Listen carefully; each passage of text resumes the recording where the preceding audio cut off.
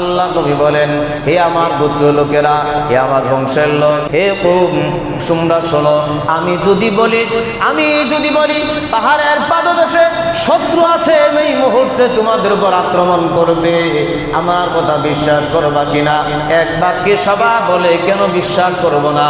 অবশ্যই বিশ্বাস করব, কারণ তুমি তো আল আমিন, তুমি তো আল আমিন, তুমি তো বিশ্বাসী, তোমার কথা মিথ্যা বলার কোনো সুযোগ নাই। আল্লাহ নবী বলেন, তাহলে শোনো, আমি বলতেছি আল্লাহ তাআলার হুকুম, যদি তোমরা লা ইলাহা ইল্লাল্লাহ মুহাম্মাদুর রাসূলুল্লাহ এই কালিমা যদি গ্রহণ না করো, তাহলে পরবর্তীতে তোমাদের জন্য আযাব আছে, জাহান্নাম আছে, জাহান্নাম তোমাদের জন্য অবধারিত। এই কথা বলার পর বিশেষ করে আবু লাহাব সাথে সাথে বললেন, তাব্বান লাক আলিহাযা জামাআতানা, হে মুহাম্মদ তুমি ধ্বংস হও। নাউযুবিল্লাহ, তাব্বান লাক আলিহাযা জামাআতানা, তুমি ধ্বংস হও, এই জন্য বুঝি আমাদেরকে তুমি জমা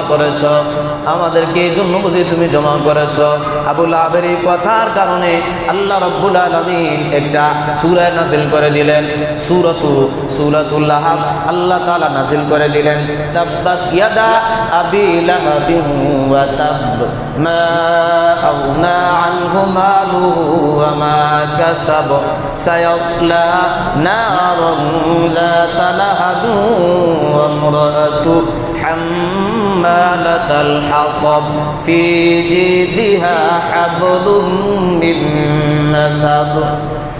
আল্লাহ রাব্বুল আলামিন আবু লাহাব আমাদের নবীজির জন্য বদদুয়া করেছেন।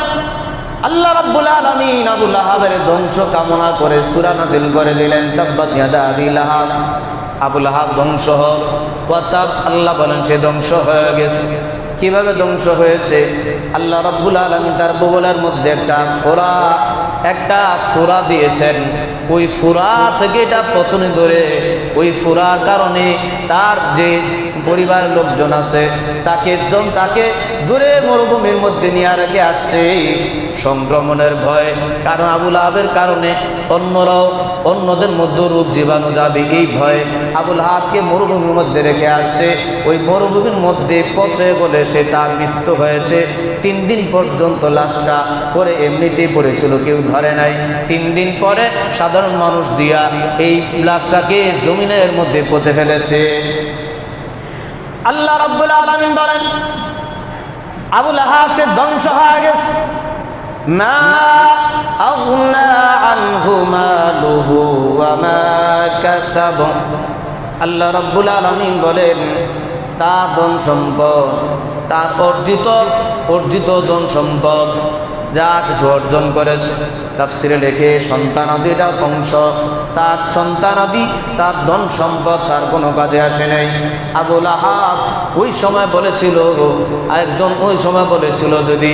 যদি আমার উপর কোনো বিপদ আসে তার মোকাবেলা আমি করতে পারবো, কারণ আমার অনেক ধন সম্পদ আছে, আমার সন্তানাদি আছে। আল্লাহ রাব্বুল আলামিন বলেন সময়ে তার সন্তানরা তার কাজে আসে নাই, কারণ সন্তানরা তাকে ঘর থেকে বের করে দিয়া দূরে ঠেলে দিয়েছে, আর তার ধন সম্পদও তার কোনো কাজে আসে নাই।